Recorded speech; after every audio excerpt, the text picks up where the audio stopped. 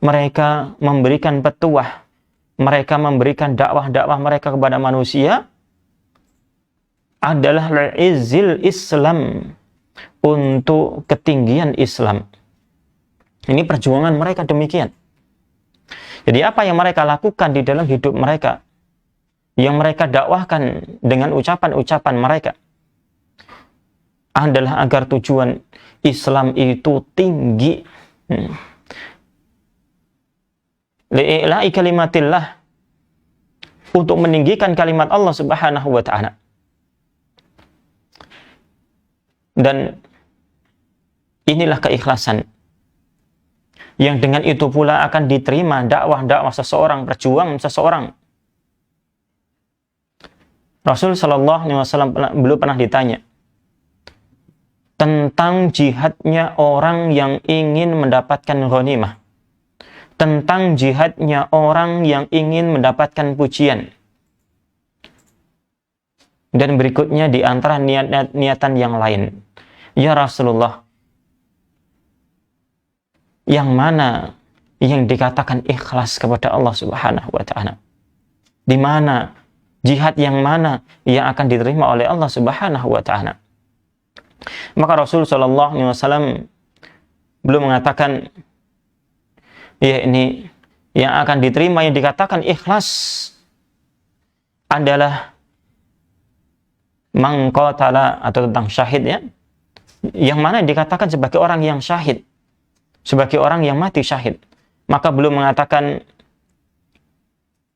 orang yang syahid yang akan diterima pahalanya oleh Allah Subhanahu wa ta'ala adalah mangqatala litakuna kalimatullahi hiyal ulya, adalah orang yang terbunuh di jalan perang, di jalan jihad, dengan tujuan agar kalimat Allah itu menjadi kalimat yang tertinggi, dan yang seperti itulah dikatakan fi sabilillah.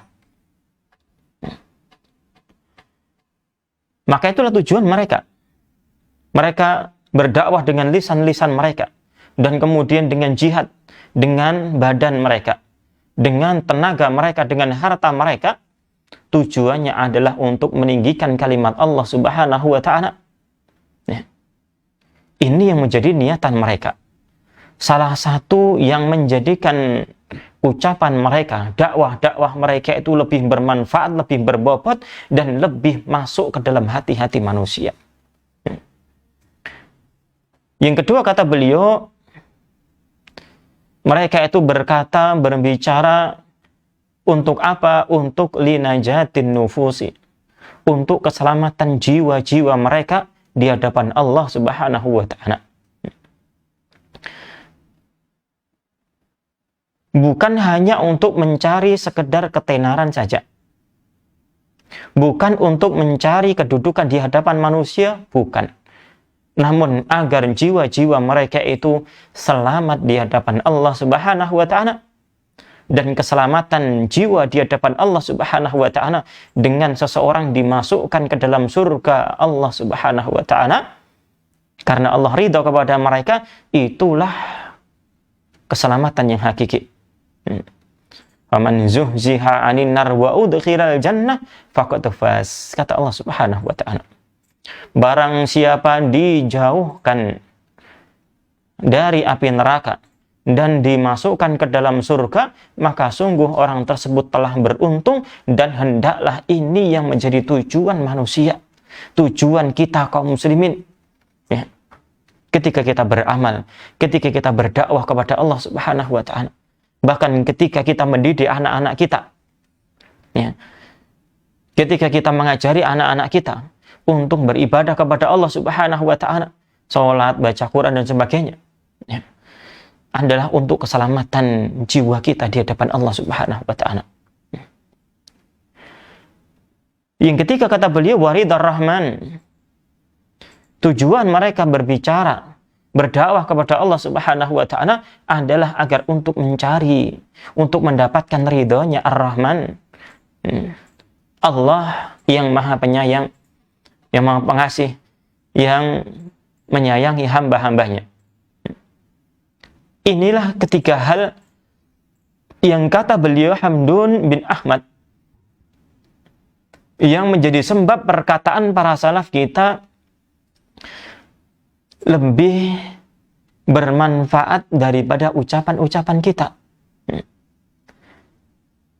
Yang mana terkadang kita sebagai seorang dai mungkin, atau kita sebagai orang tua mungkin, kita sebagai kerabat untuk kaum muslimin yang lain mungkin, memberikan nasihat, memberikan teguran, memberikan petuah kepada mereka.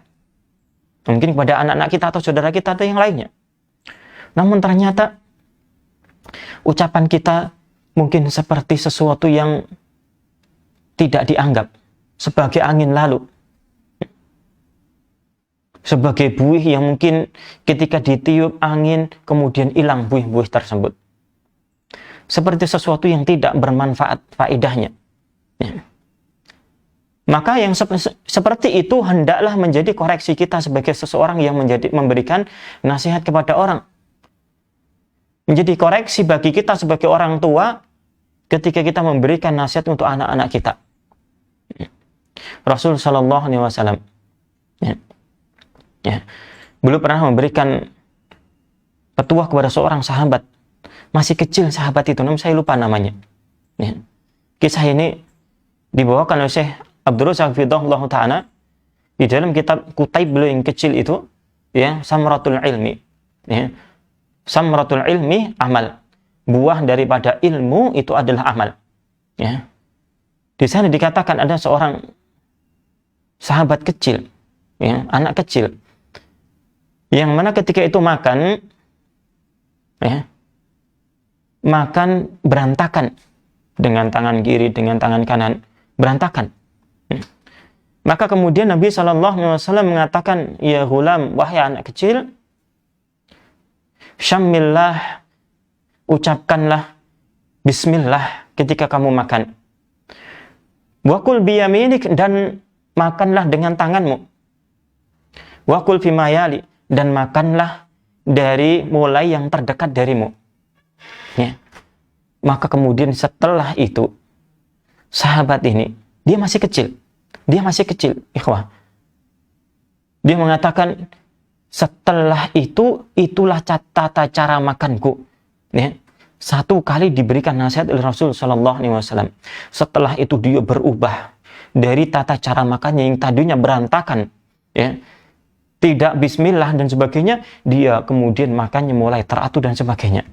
Nasihat yang sekali ringan diberikan Nabi Sallallahu Alaihi Wasallam, kemudian menancap ke dalam hati, kemudian merubah amalnya sehari-hari.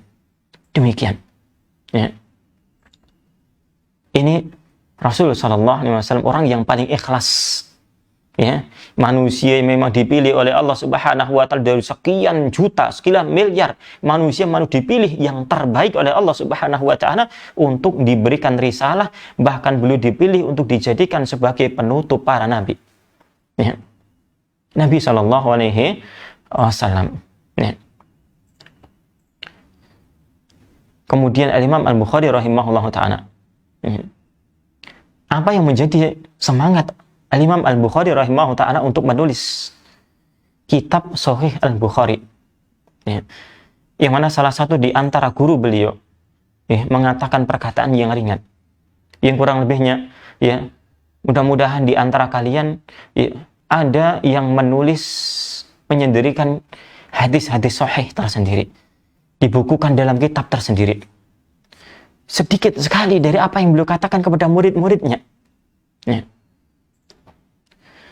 menancap ke dalam hati murid-muridnya, memberikan semangat yang tinggi untuk kemudian Al-Imam Al-Bukhari semangat, berusaha, berjuang mengumpulkan hadis-hadis yang sahih, dikumpulkan dalam kitab tersendiri. Ini demikian. Maka ini memberikan pelajaran untuk kita semuanya, selaku orang tua yang senantiasa berusaha membimbing anak-anaknya untuk baik, untuk berjalan di atas kebaikan, dan insya Allah itulah tujuan setiap orang tua, agar anak-anaknya itu baik, agar agamanya baik.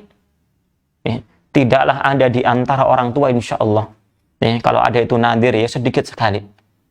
Orang tua mesti semuanya menginginkan anaknya itu baik, walaupun dengan catatan walaupun orang tuanya itu ya masih demikian dan demikian keadaannya. Ya, mungkin masih terjatuh sini, masih terjatuh situ, belum semangat ini, belum semangat itu, tapi tetap orang tua itu menginginkan anaknya itu baik. Ya. Makanya ya, orang tua menyekolahkan anak, pilih sekolahan yang baik, sekolahan yang ya jurusannya seperti ini, ya Islamnya bagus, agamanya bagus, tujuannya agar baik anaknya. Ya. Demikian, maka pelajaran untuk kita semuanya ketika kita memberikan nasihat untuk anak-anak kita. Ya. Walaupun mungkin kita nasihat kita belum bisa membacakan ayat, membacakan hadis, ya mungkin kita belum bisa didik anak kita dengan baik dengan ucapan kita sendiri. Namun ya sepatah dua patah kata yang kita berikan kepada anak-anak kita, ya landasilah itu semuanya ya dengan keikhlasan kepada Allah, dengan ketulusan ya untuk mengharapkan ridha Allah Subhanahu wa taala. Ya. Agar anak tersebut menjadi hamba-hamba yang baik di hadapan Allah Subhanahu wa taala. Yang seperti itu insya Allah akan mudah diterima oleh anak-anak kita. Ya.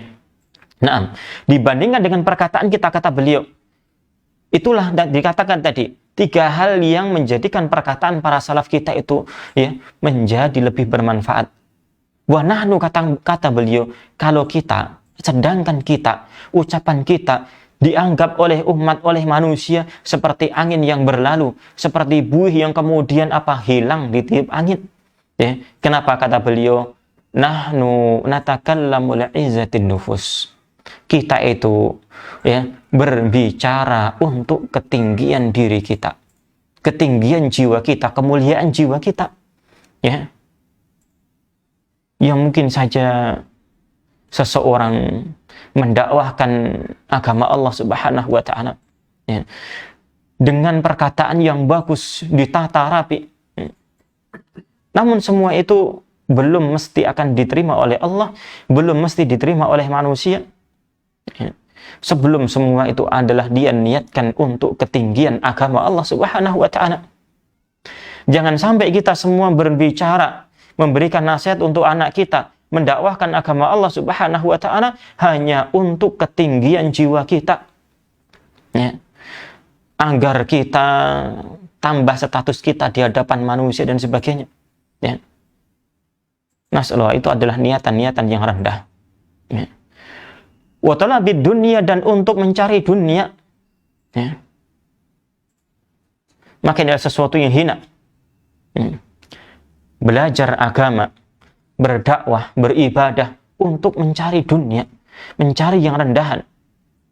Seseorang belajar tentang agama Islam, ini adalah keutamaan yang tinggi yang Allah Subhanahu wa taala janjikan ketinggian. Ya. Allah Subhanahu wa taala mengatakan yarfa'illahu alladziina aamanu minkum walladziina utul ilma darajat. Allah Subhanahu wa taala akan mengangkat orang-orang yang beriman di antara kalian dan orang-orang yang diberikan ilmu oleh Allah Subhanahu wa taala beberapa derajat. Ketika Allah Subhanahu wa taala menyebutkan kata ilmu itu secara mutlak, tidak ada pembatasnya, tidak dikaitkan dengan ilmu yang lain, maka ketahuilah itu adalah ilmu tentang agama, ilmu tentang syariat. Ya, ilmu dunia itu tidak masuk. Ya. Maka Allah Subhanahu wa taala akan mengangkat beberapa derajat orang-orang yang beriman dan berilmu di atas orang-orang yang beriman yang tidak berilmu. Berilmu tentang syariat Allah Subhanahu wa taala. Ya, ilmu akan menambah ketinggian. Akan tetapi kalau ilmu tersebut dituntut untuk mencari ya, dunia, bagian-bagian dunia, maka itu bukan menambah ketinggian, bahkan akan menambah kehinaan dia di hadapan Allah Subhanahu wa taala. Nas'alullah al-afiyah wassalamah. Ya.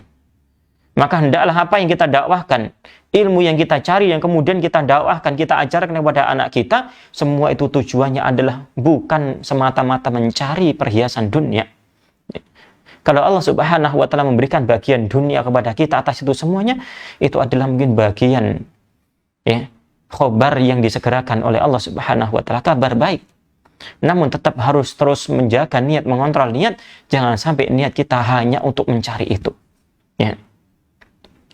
Jangan sampai kita sebagai seorang dai berdakwah, mendakwahkan Al-Quran dan Sunnah, tujuannya adalah untuk mencari uang. Ya. Naudzubillah, adalah tujuan hina. Ya.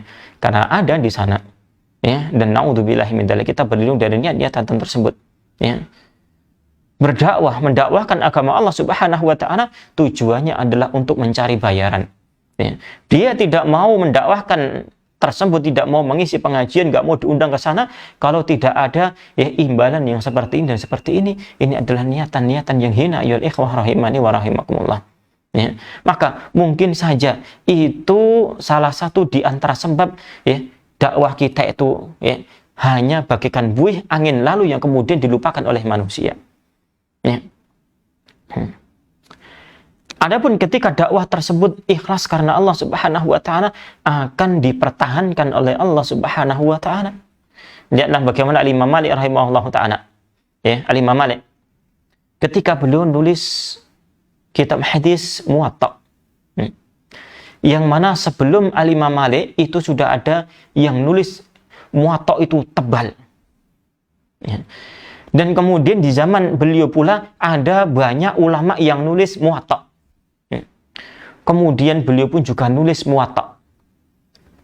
Maka beliau ditanya oleh para sahabatnya, "Wahai Imam, kenapa kau menulis Muwatta lagi? Apa faedahnya kau menulis Muwatta lagi? Kan sudah di sana Muwatta banyak ditulis oleh manusia, oleh para ulama yang lain. Bahkan ada Muwatta yang ditulis sebelumnya itu tebal sekali." Ya. Maka jawabannya ringkas oleh Imam Malik. "Maka lillahi abqa." Ya.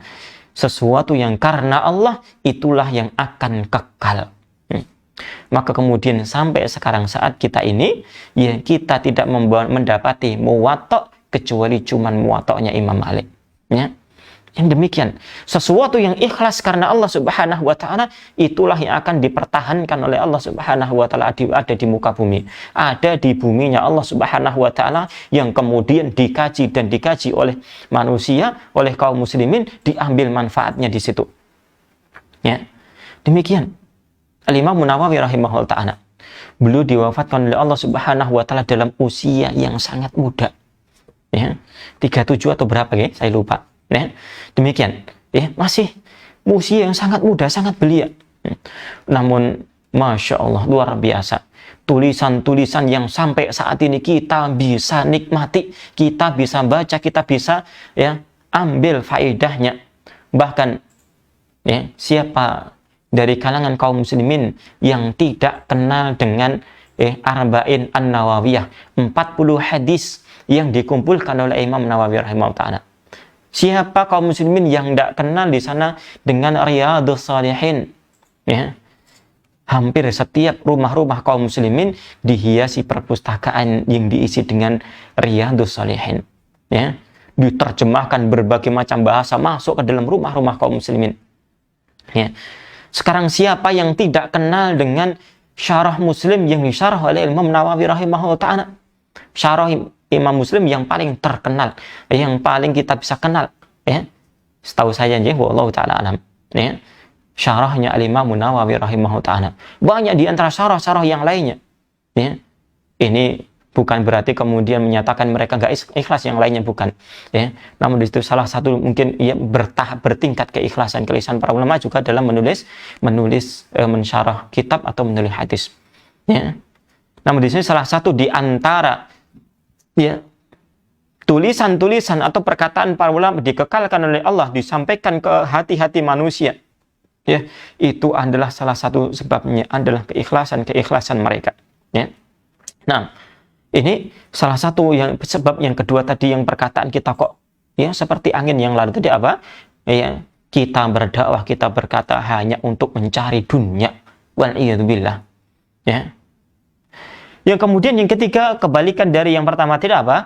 Ridal khalqi. Kita berkata-kata, kita berdakwah hanya untuk mencari ridhonya makhluk, ridhonya manusia. Ya. Bagaimana agar tetangga kita, agar orang-orang yang ada di samping kita, agar atasan kita itu nggak marah kepada saya. Kemudian dia sholat, kemudian dia ikut nasihat, memberikan nasihat, dan seterusnya. tujuan untuk menyelamatkan dirinya dari apa? Celaan manusia. Ya. Ini demikian. Maka orang-orang yang seperti ini, naudzubillahi min dzalik, ya, dia tidak akan berkata-kata, kalaupun dia berdakwah, ya, maka dia pun akan berhati-hati dengan dakwahnya, akan pilih-pilih apa yang dia sampaikan. Ya.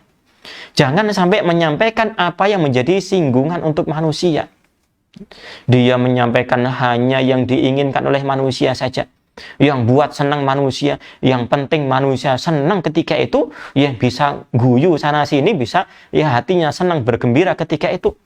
Ya, ini dia tidak akan menyampaikan syariat-syariat yang mungkin menyinggung adat istiadat yang ada di sana.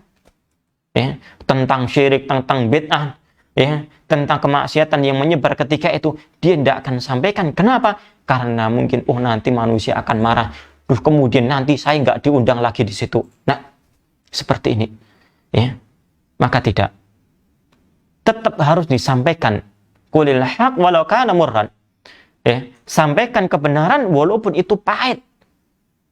Namun bukan berarti ini apa? Untuk serampangan, untuk berdakwah, bukan. Tetap menyampaikan kebenaran di hadapan manusia.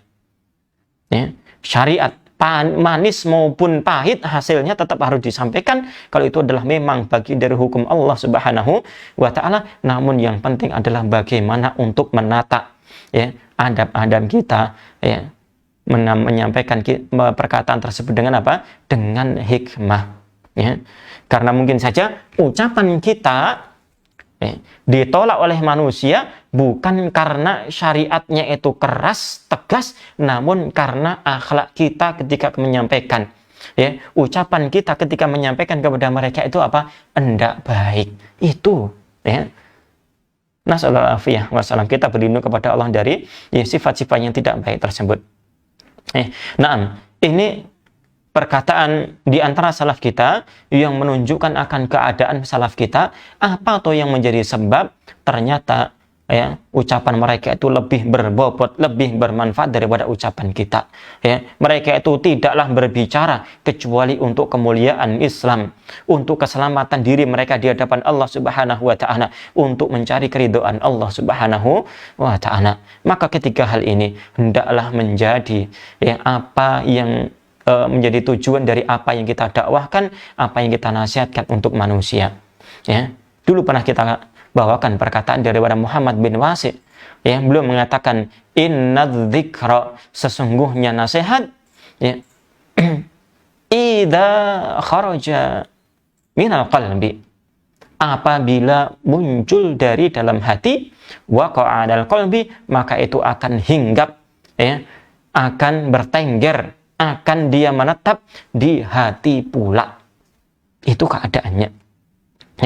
Kebalikannya apa? Mafhumnya dari situ, nasihat-nasihat yang mungkin muncul dari lisan semata, tidak muncul dari hati, ya, maka itu mungkin juga tidak akan hinggap di hati-hati manusia, orang-orang yang orang-orang yang kita nasihati.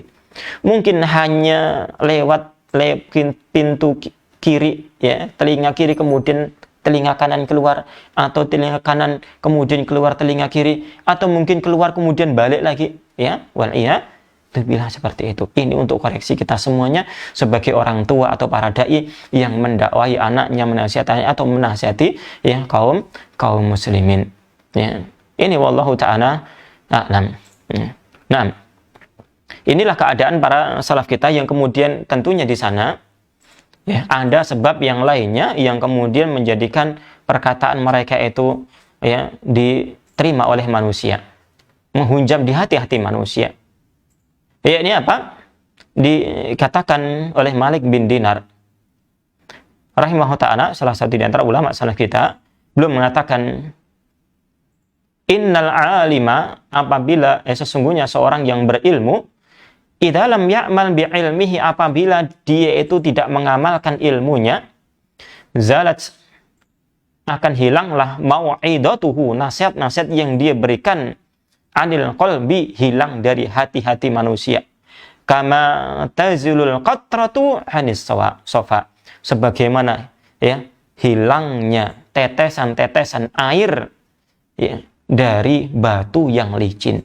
Dia berikan nasihat, nasihatnya ya mungkin indah, bisa membuat orang itu senyum-senyum, ya ketawa, ya. Dia diundang oleh banyak manusia, ya.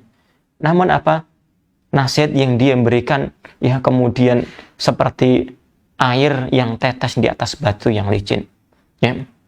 Hilang begitu saja. Cuma memberikan kebahagiaan ketika itu, ya. Ketika terjadi nasihat itu saja, dia memberikan ceramah dengan ceramah yang bagus, yang membuat hati-hati bergembira, membuat membuat mulut-mulut tersenyum, membuat ya dia tertawa dan tertiwi seperti itu, ya. Namun apa? Setelah dia pulang dari situ, yang tadinya maksiat pulang ya maksiat lagi. Yang tadinya datang ke situ, yang sebelumnya dia judi, pulang juga judi lagi. Tidak ada nasihat yang kemudian menempel di hatinya.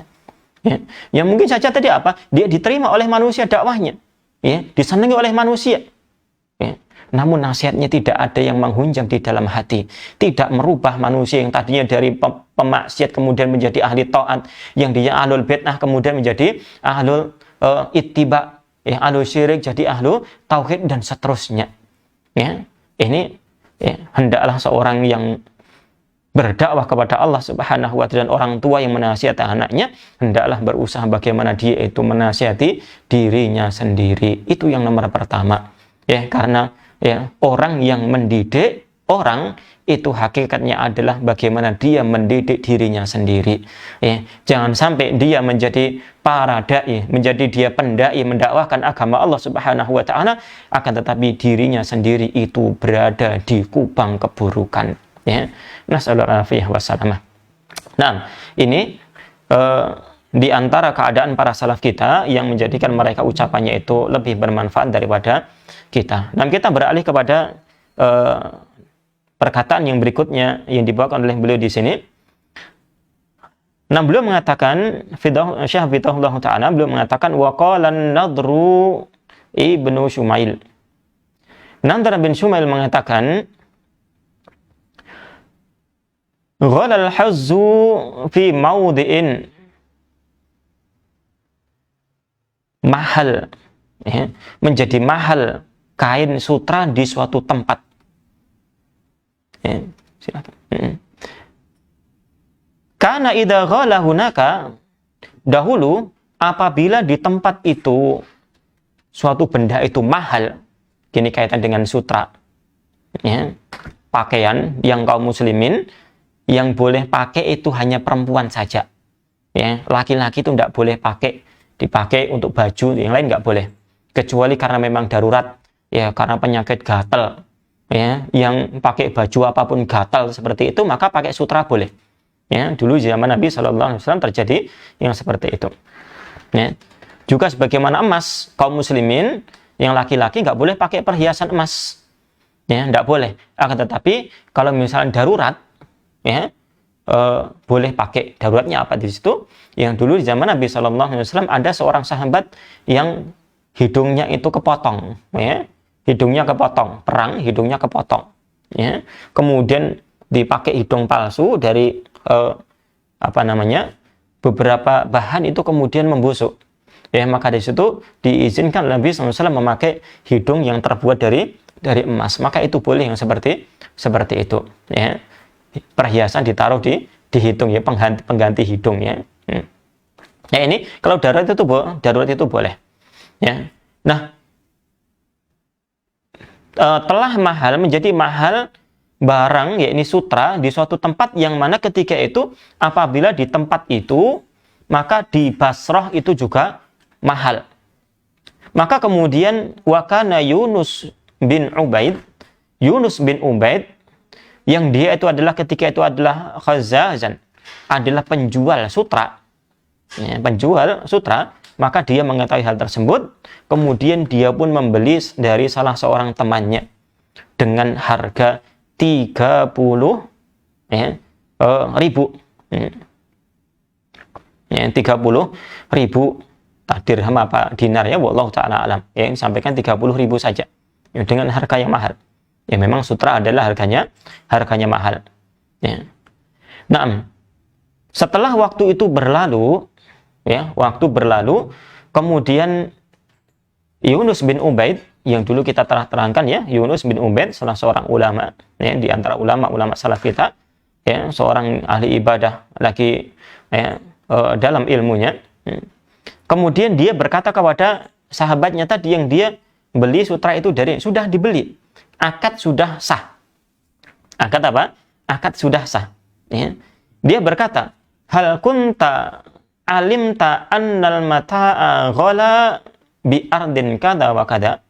Apakah engkau sudah tahu ya, sutra barang yang saya beli darimu itu sekarang ini mahal di sana, di tempat itu, yang mana sudah dikenal ketika itu apabila di sana mahal, di Basrah itu mungkin akan mengikuti ya, akan mengikuti, jadi apa? Jadi mahal. Qala la, maka dia menjawab, tidak, saya tidak tahu ya, dia tidak tahu. Maka beliau berkata lagi, walau alimtu lam ahbi, seandainya saya tahu di sana mahal, maka saya tidak akan pernah jual. Nah, ini demikian kata dia kepada Yunus bin Ubaid. Maka kemudian Yunus bin Ubaid dia mengatakan, halumma ilayya mali, ya sekarang berikanlah hartaku untukku, kembalikan 30.000 yang saya berikan kepadamu untuk membeli sutra tersebut, kembalikanlah ya, kembalikan kepadaku, wahud malak, dan ambillah hartamu ini, saya kembalikan sutramu ya. Maka kemudian dia pun memberikan 30.000 untuk dirinya, dan kemudian dikembalikan sutra untuk ya orang tadi ya. Apa di sini pelajaran yang dibawakan oleh beliau? Sedangkan di sini adalah bab tentang keikhlasan. Ya. Maka wallahu ta'ala alam, hendaklah ya ikhwah rahimani wa rahimakumullah, keikhlasanlah yang mendasari persahabatan antar kita dengan saudara kita sesama kaum muslimin. Ya.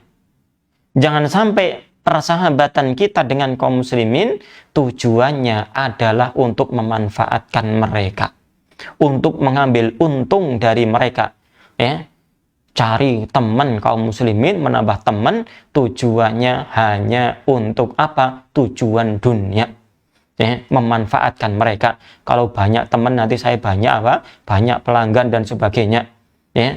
Lihatlah bagaimana ya, ketulusan Yunus bin Ubaid ya terhadap sahabatnya ini. Ketulusan dia ketika bersahabat dengan manusia, bukan untuk mencari apa ya, tambahan dunia dan sebagainya ya. Lihat bagaimana ketika sahabat ini tidak tahu menjual barangnya yang di sana ternyata sudah mahal, yang nanti sebentar akan mahal ya. Sahabat ini nggak ingin jual ya, kalau tahu di sana mahal. Maka seorang sahabat yang peduli dengan perasaan sahabatnya, ikhlas bersahabat karena Allah Subhanahu wa taala, jujur persahabatan dia itu karena Allah Subhanahu wa taala ya, maka dia tidak ingin membuat kecewa sedikit pun sahabatnya ya. Demikian kemudian dia kembalikan akad yang tadinya itu sudah sah ya, dia kembalikan. Tujuannya apa ya? Untuk menjaga perasaan sahabatnya, jangan sampai dia itu merasa kecewa kepada dirinya ya. Itu demikian keadaannya ya. Maka ketika kita bersahabat, hendaklah kita ya luruskan niat-niat kita bersahabat dengan saudara-saudara kita karena Allah Subhanahu wa taala, bukan karena tujuan-tujuan duniawi ya. Termasuknya adalah ketika kita nambah pertemanan ya di Facebook dan yang lainnya ya, Instagram dan yang lainnya ya. Di situ ada kita mencari pertemanan atau kita ya menyetujui pertemanan permintaan orang lain ya. Bismillah, lihat muslim atau bukan ya. Apa tujuannya ya? Ikhlas karena Allah Subhanahu wa taala. Nanti kan kita menulis nasihat di situ agar setiap tambah pertemanan kita di Facebook dan yang lainnya ya, tambah orang yang nanti akan mendengar, membaca nasihat kita yang kita tulis di situ ya. Atau nanti di sana ya, dengan pertemanan kita mendapatkan nasihat dari teman-teman kita ya. Seperti itu, bukan hanya semata-mata ingin mendapatkan orang yang melihat nanti barang yang kita iklankan. Nah, karena kita juga ngiklan ya kadang ya, penjual ini ya. Nah, ini bukan semata-mata karena itu ya, bukan semata-mata karena itu. Namun Allah Ta'ala a'lam, ya. Ya, insya Allah ketika kita tulus dalam persahabatan kita, insya Allah ya Allah akan ya menambahkan kedekatan antara kita dengan sahabat-sahabat kita, ya, ketemu dengan mereka bukan hanya karena dunia, ya. Ini kalau karena dunia kita bertemu dengan mereka, ya, dia lagi dan dia lagi, ya, kenapa kok dia lagi, udah bosan, kenapa, nggak ada keuntungan yang bisa didapatkan, ya, ini. Nasallahu alaihi. Coba bayangkan ketika seorang itu tulus ikhlas bersahabat dengan teman-temannya, ya, kemudian dia niatkan tidaklah bertemu dengan temannya itu kecuali karena ingin mengharapkan ridha Allah Subhanahu wa Ta'ala, ya, maka bisa jadi dia termasuk salah seorang di antara 7 golongan yang dijanjikan oleh Allah Subhanahu wa Ta'ala dinaungi dengan naungan Allah di hari yang tidak ada naungan kecuali naungan hanya dari Allah Subhanahu wa Ta'ala. Seorang yang bertemu dengan orang, ya, dengan sahabat-sahabatnya, ya, dia tidak bertemu dan berpisah kecuali karena Allah Subhanahu wa Ta'ala, ya. Nah, kemudian di antara yang berikutnya yang kita baca adalah dari Bashar. Dia salah seorang di antara ulama pula, seorang ahli hadis. Kalau nggak salah, beliau dilahirkan di tahun yang ke-152 Hijriah. Ya. Seorang ahli hadis dan beliau dikatakan di zamannya adalah Syekhul Islam. Ya, ini yang sekilas saya baca tentang beliau. Nah, beliau pernah ditanya, dikatakan kepada beliau, "Alla tuhaddisu, tidakkah engkau menyampaikan hadis?" Padahal beliau ini adalah ahli hadis. Ya, ini suatu ketika, ya, beliau ditanya seperti itu. Tidakkah engkau menyampaikan hadis kepada manusia? Qala, maka beliau menjawab, "Ana astahi an uhaddis." Sebenarnya aku ingin untuk menyampaikan hadis. Akan tetapi kata beliau, "Wa idastahaitu syai'an taraktuhu." Akan tetapi ketika aku menginginkan sesuatu untuk aku katakan, maka kemudian aku pun meninggalkan sesuatu tersebut. Ya. Ini belum menyatakan demikian karena mungkin ya sulitnya untuk mengendalikan niat. Ya, sulitnya untuk mengendalikan niat, untuk mengikhlaskan ikhlas tersebut karena Allah Subhanahu wa Ta'ala. Ini wallahu ta'ala alam, walaupun para ulama yang lainnya ini tidak membolehkan, ya, meninggalkan suatu ketaatan karena takut riya. Ya. Meninggalkan ketaatan karena takut riya. Karena ya, sebagian mereka mengatakan itulah hakikat dari riya. Ya. Sedangkan kemudian kalau dia mengamalkan ketaatan karena ingin dipuji oleh manusia, itulah kesyirikan. Ya. Orang beramal kebaikan karena ingin dipuji, itulah syirik.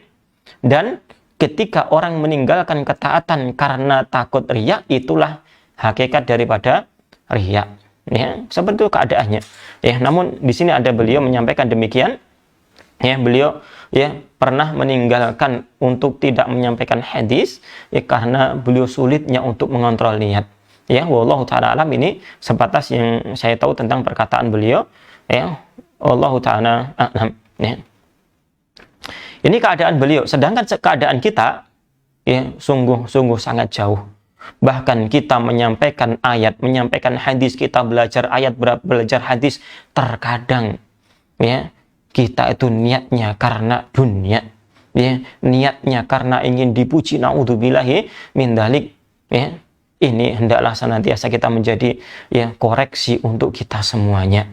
Ketahuilah bahwasanya niatan-niatan untuk dipuji, mendapatkan pujian dari manusia dan yang lainnya, itu adalah sesuatu yang akan menjadikan kita itu terpuruk di hadapan Allah Subhanahu wa Ta'ala. Maka ketika kita ingin menjadi mulia di sisi Allah Subhanahu wa Ta'ala, hendaklah senantiasa kita mengoreksi niat-niat kita, keikhlasan kita kepada Allah Subhanahu wa Ta'ala, ya, lebih daripada sekedar perhatian kita untuk memperbagus amalan dohir kita, untuk memperbanyak amalan dohir kita.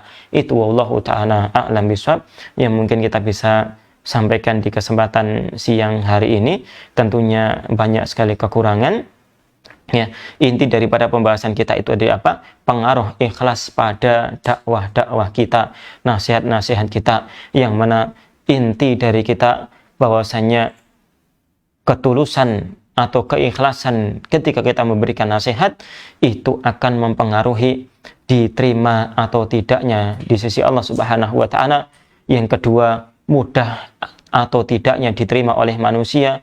Yang ketiga, ya, pengaruh, ya, langgeng atau tidaknya dakwah nasihat kita di tengah-tengah manusia. Mungkin nasihat kita hanya sebatas semampu kita, tulisan kita hanya sedikit, namun kalau itu adalah bersumber dari hati-hati kita, insya Allah akan dikekalkan nasihat tersebut sampai kepada orang-orang yang dikehendaki oleh Allah Subhanahu wa taala. Ya, setahun, 2 tahun, kita nggak tahu nasihat kita itu yang kita ucapkan sekarang ini, kita tidak tahu sampai suatu zaman nanti, mungkin kalau itu ikhlas karena Allah Ta'ala, mungkin akan masih dikekalkan oleh Allah Subhanahu wa taala. Akan tetapi kalau tidak ikhlas, ya, tujuan karena dunia dan yang lainnya, itu mungkin sekarang didengar oleh manusia, mungkin besok sudah tidak dipedulikan oleh manusia. Seperti buih-buih air yang mengalir, buih-buih lautan yang kemudian segera hilang dari pendengaran manusia. Wallahu ta'ala a'lam. Mudah-mudahan Allah Subhanahu wa ta'ala senantiasa memudahkan langkah-langkah kita untuk belajar ilmu syar'i, dan kemudian memudahkan untuk mendakwahkannya di hadapan manusia, untuk keluarga kita, untuk kerabat kita, atau untuk kaum muslimin yang lainnya. Namun lebih penting dari itu, mudah-mudahan Allah Subhanahu wa taala senantiasa menjaga keikhlasan kita untuk belajar dan mengamalkan serta mendakwahkan agama Allah Subhanahu wa taala. Wallahu taala a'lam bishawab. Sallallahu ala nabiyina Muhammad wa ala alihi wa ashabihi ajmain.